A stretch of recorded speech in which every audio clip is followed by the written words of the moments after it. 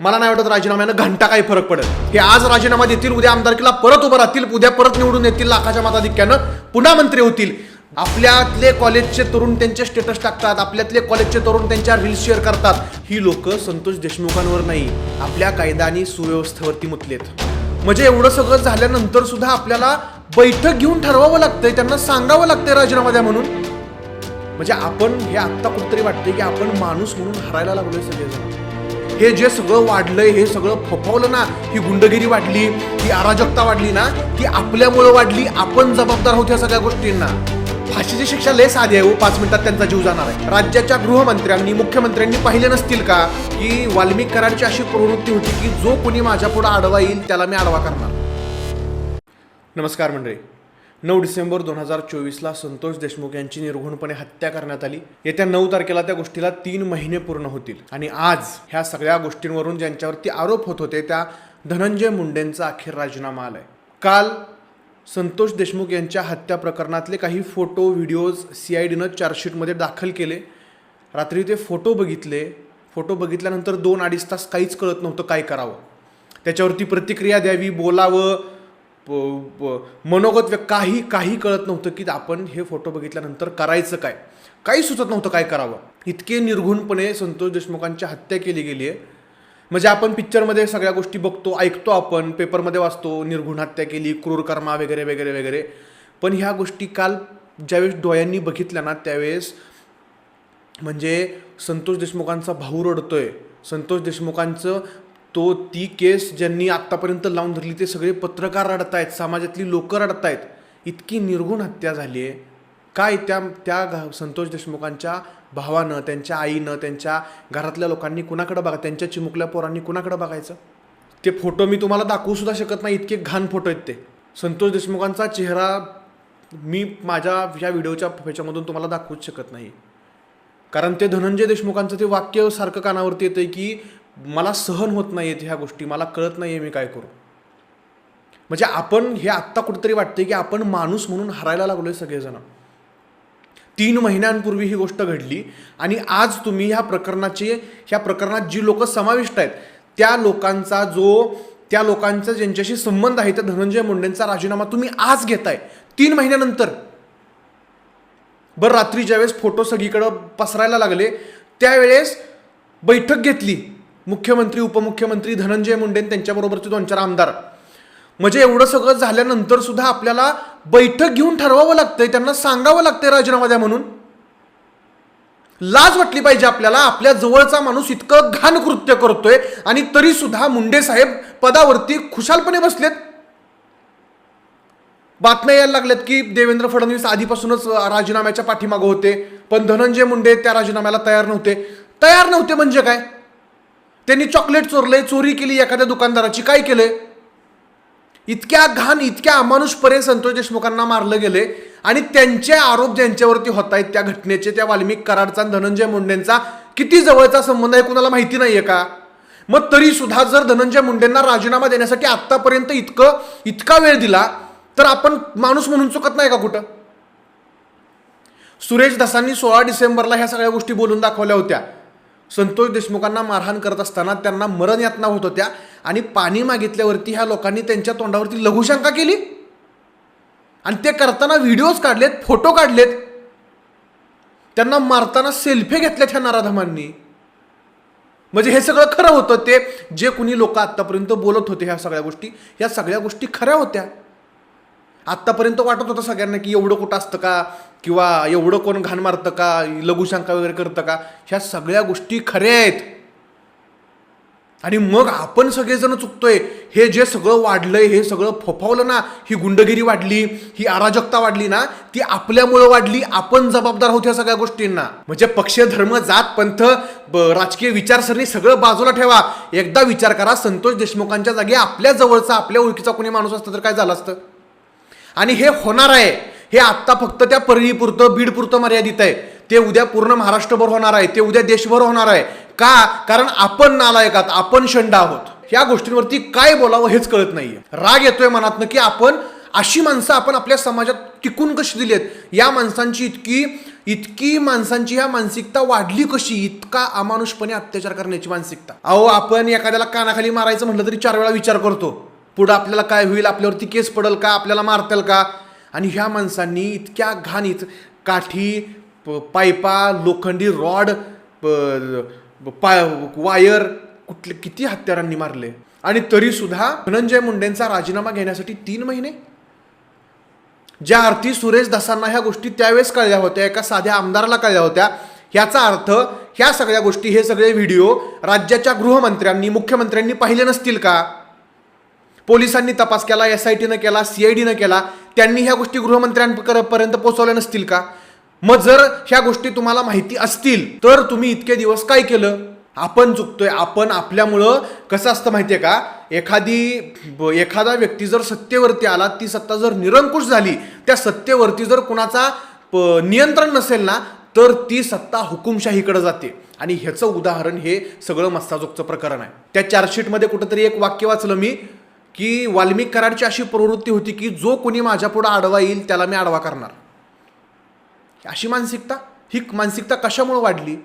ही आपल्यामुळे वाढली मानसिकता. हे फक्त वाल्मिक कराडपुरतं मर्यादित नाहीये, हे फक्त मस्साजोगच्या सुदर्शन घुले, चाटे त्यांच्यापुरतं मर्यादित नाहीये. हे आपल्या जीवनापर्यंत सगळ्यांबरोबर मर्यादित आहे. आपल्या सुद्धा आजूबाजूला अशी माणसं असतात आणि आपण त्यांना पोसतो. ते पोसणं पहिल्यांदा बंद केलं पाहिजे. आपले नेते, आपला विचार, आपला पक्ष, आपला आयडॉल, आपला आदर्श, ह्या सगळ्या गोष्टी आपण त्यांच्याबद्दल बोलतोय, त्यांच्या मागणं आपण गाड्या घेऊन फिरतोय. आणि ह्या गोष्टी केल्यामुळं ह्यांची एवढी ताकद वाटते, ह्यांची एवढी मजल वाटते. काही नाही. आणि काय राजीनामा घेणार आहेत? आता राजीनामा घेतला धनंजय मुंडेचा, काय होणार आहे राजीनामा घेऊन?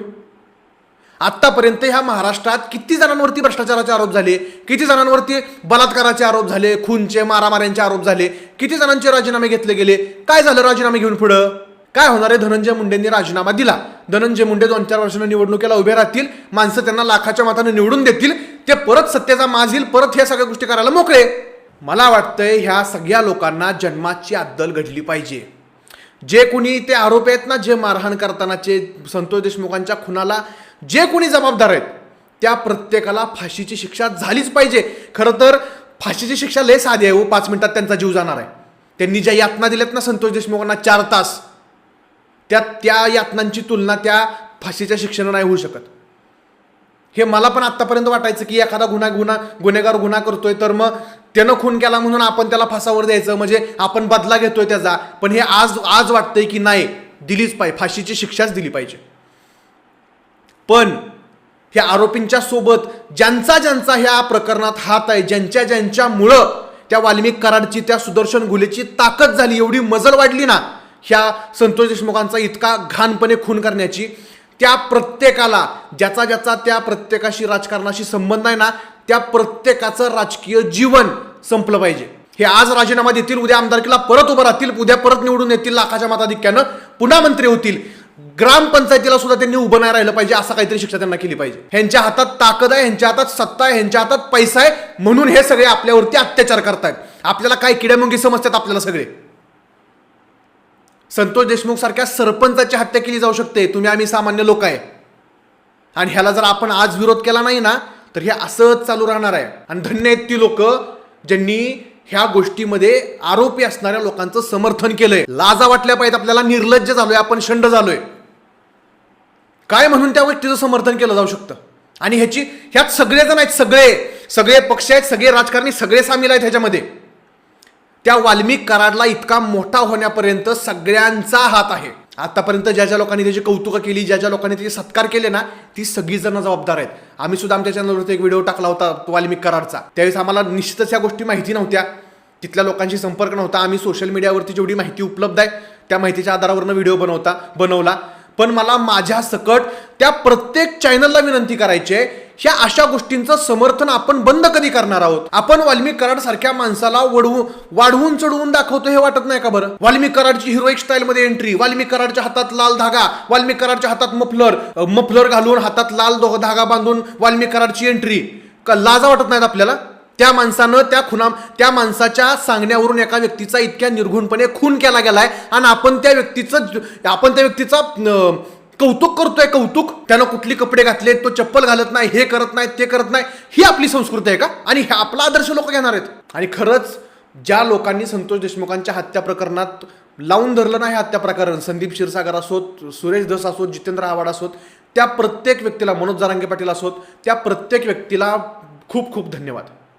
तुम्ही ते प्रकरण लावून धरलं म्हणून आत्तापर्यंत हे प्रकरण इथपर्यंत पोहोचलंय. ज्या 70-80 दिवसात ज्या पत्रकारांनी हे प्रकरण सातत्यानं माध्यमांवरती चालवलं ना, त्या सगळ्यांचे आभार. त्या सगळ्यांना लाज वाटली पाहिजे ज्यांनी ह्या व्यक्तीचं समर्थन केलं होतं. आणि आता ह्याच्यामध्ये जातीभेद येणार आहे. हे प्रकरण कुठल्या तरी जातीशी, कुठल्या तरी समाज घटकाशी कनेक्ट केलं जाणार आहे. कशासाठी? मेला त्याची जात बघितली जाणार, मारला त्याची जात बघितली जाणार, जे मारत होते त्यांची जात बघितली जाणार. कशासाठी? ह्या सगळ्या प्रकरणाकडे माणूस म्हणून बघणार नाहीत का आपण? मेला तो एक माणूस होता आणि मारणारा सुद्धा एक माणूस होता. ह्या माणसांची इतकी खालच्या पातळीपर्यंत जाण्याची लायकी कशी झाली, इतकी मजल कशी झाली, ह्याचा विचार झाला पाहिजे. आणि ह्या सगळ्याला समाज म्हणून आपण आणि व्यवस्था म्हणून ही व्यवस्था जबाबदार आहे. ज्या त्या वेळेस ह्या नराधमांच्या मुसक्या आवळल्या ना, तर हे शांत बसतील. आणि हे फक्त बीडपुरतं मर्यादित नाही, हे पूर्ण महाराष्ट्रात आहे. महाराष्ट्रातल्या प्रत्येक तालुक्यात, प्रत्येक जिल्ह्यात असे वाल्मिक कराड असणार. त्यांचा शोध घ्या, त्यांच्या मुसक्या आवळा, तर हे प्रकरण इथनं पुढे अशी मोठी होणार नाहीयेत. एक ट्विटरवरती वाचता मी एक ट्विट वाचलं की ही लोक संतोष देशमुखांवर नाही, आपल्या कायदा आणि सुव्यवस्थेवरती मुतलेत.